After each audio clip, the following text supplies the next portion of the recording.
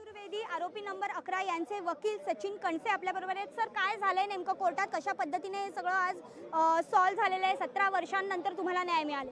आज सकाळी जज साहेब कोर्टामध्ये बसले। त्यांनी आज सकाळी पूर्ण त्यांच्या आत्तापर्यंतची थिअरी, त्याच्यामध्ये एक आपण म्हणतो फ्लॅशबॅक, तो पूर्ण कोर्टामध्ये सांगितला की कसं प्रॉसिक्युशन आलं, प्रॉसिक्युशननी कशी केस स्टँड केली, त्याच्यानंतर डिफेन्स विटनेस कसे आले, डिफेन्स विटनेस आल्यानंतर त्यांनी कशा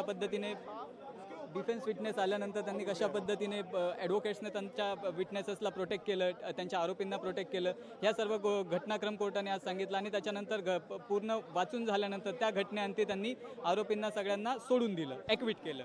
नक्कीच सर, पण ह्यामध्ये आपण जर बघितलं तर असं देखील सांगितलं की प्रज्ञा साध्वी सिंग यांचा जे गाडीचा चेसिस नंबर होता तो मॅच झाला नाही, पंचनाम्याबद्दलही बोललेत।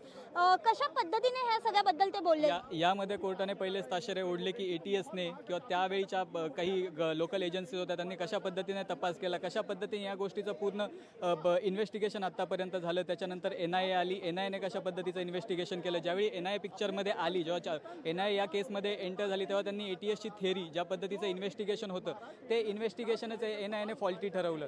तसंच आज माननीय कोर्टाने सांगितलं की जे UAPAचे 2 सँक्शन्स होते ते सँक्शन्स प्रॉपर नव्हते, ते डिफेक्टिव्ह होते, त्यामुळे त्याच्यावरती UAPA लागू शकत नाही। मकोका तर कोर्टाने आधीच काढला होता या केसमधून।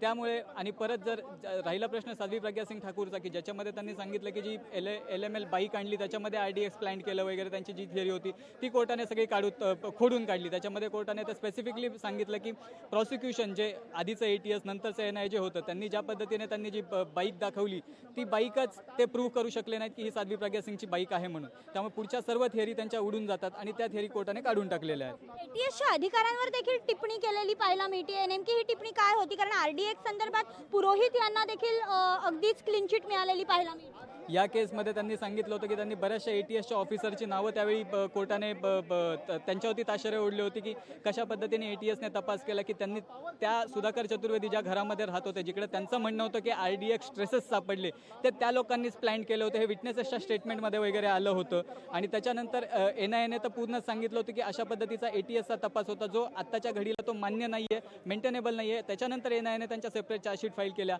NIAने जेवढे विटनेस तपासले किंवा आधीच्या इन्व्हेस्टिगेशन एजन्सीने जेवढे विटनेस तपासले, जे विटनेस त्यांनी आणले ते पूर्ण हॉस्टाईल झाले कोर्टामध्ये। त्यामुळे सर्व आरोपींना आज बेनिफिट ऑफ डाऊटचं एक्सटेन्शन देऊन सगळ्यांना बाइज्जत बरी केलेलं आहे, कोर्टाने सोडून दिलेलं आहे। अभिनव भारत या संघटनेचं देखील सांगितलं की ही संघटना अस्तित्वात होती, मात्र या संदर्भात देखील पुरावे मिळत नसल्याचं सांगितलं होतं।